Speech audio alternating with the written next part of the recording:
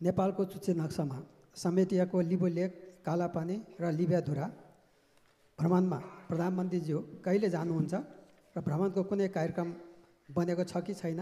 प्रश्न नम्बर 2, यो चाहिँ एक नम्बर प्रश्न भयो। नेपाल भारत प्रबुद्ध व्यक्ति समूह इबिजी को प्रतिवेदन भारतका प्रधानमन्त्रीले नबुझेको अवस्थामा नेपालका प्रधानमन्त्रीले पनि उक्त प्रतिवेदन बुझ्न नमिल्ने हो? धन्यवाद। सम्माननीय प्रधानमन्त्री। सम्माननीय सभामुख महोदय, माननीय प्रश्नकर्ता मान्यज्यूलाई म धन्यवाद भन्न चाहन्छु। मान्यज्यूले त्यस क्षेत्रमा भ्रमणमा कहिले जानुहुन्छ भन्ने प्रश्न राख्नुभएको छ। अहिले तत्काल योजना बनेको छैन, पछि जान सकिन्छ। मान्यज्यूको योजना बनेको छ कि क्या हो? योजना बनेको छ भने राम्रो कुरा हो। हामी सबैलाई थाहा छ 1962 ईस्वी सन् 1962 सम्म हाल नेपालको नक्सा जुन हामीले बनाएका छौँ, हाम्रो संसदले सर्वसम्मतिले त्यसलाई संविधानको अङ्गको रूपमा पनि बनाएको छ, स्वीकारेको छ र त्यो नै यथार्थ हो। यो कुरा 1962 सम्म त्यो भूभाग नेपालकै अधीनमा थियो र नेपालको नक्सा पनि तदनुसार नै थियो र तदनुसार जस्तो अहिलेको नक्सा छ त्यही बमोजिम नै पहिले पनि थियो 62 भन्दा अघि। त्यसपछि नेपालको नक्सा किन फेरियो, कसले फेर्यो, कसको सरकार थियो, कस्तो व्यवस्था थियो, कसको व्यवस्था थियो, मान्यजीलाई याद होला भन्ने म यसो याद गर्छु।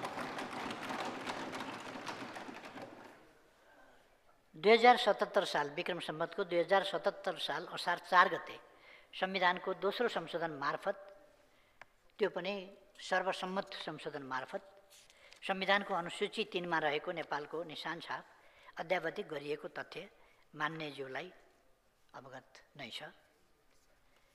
जहाँसम्म इपिजी प्रतिवेदनको कुरा छ, नेपालले नबुझ्ने भनेको छैन। इपिजीमा रहेका अथवा त्यो ग्रुपमै एमिनेन्ट पर्सन्स ग्रुप या त्यो बौद्धिक समूह, उसले नै बुझाउँदाखेरि पहिले भारतका प्रधानमन्त्रीलाई बुझाउने अनि नेपालका प्रधानमन्त्रीलाई बुझाउने भन्ने समझदारी केही बनाएछ। त्यसकारण उसले भारतका प्रधानमन्त्रीलाई पहिले बुझाउन खोजेको हो।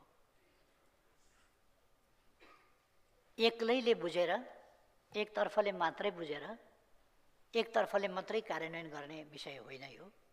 यो नेपाल भारत सम्बन्धका समग्र पक्षहरूलाई कसरी आजको समयअनुसार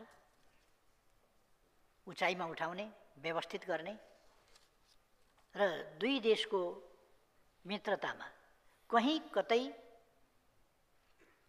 प्रतिकूल असर नपर्ने गरी, कसैलाई अन्याय नहुने गरी र सबै समस्याको दिगो समाधान र सधैँका लागि समाधान गर्ने गरी प्रस्ताव गर्न, सिफारिस गर्नका लागि इपिजी निर्माण गरिएको थियो। त्यसले 2 वर्ष अध्ययन गरेर प्रतिवेदन तयार गरेको छ। यो प्रतिवेदन बुझ्ने सम्बन्धमा नेपालको तर्फबाट उच्च स्तरीय भेटघाटमा पनि कुरा उठाइएको छ र अन्य सन्दर्भहरूमा कूटनीतिक पहलहरू पनि भइरहेका छन् र उच्च स्तरमा पनि कुरा भइरहेको हो। म मान्यज्यूलाई जानकारी गराउन चाहन्छु र यो समझदारीपूर्ण ढङ्गले नै यसको समाधान खोजिनेछ, समाधान हुनेछ भन्ने कुरामा म विश्वास गर्न चाहन्छु। धन्यवाद। अब प्रश्नकर्ता मान्य सदस्य विनिता कठायतलाई प्रश्न सोध्न अनुमति दिन्छु।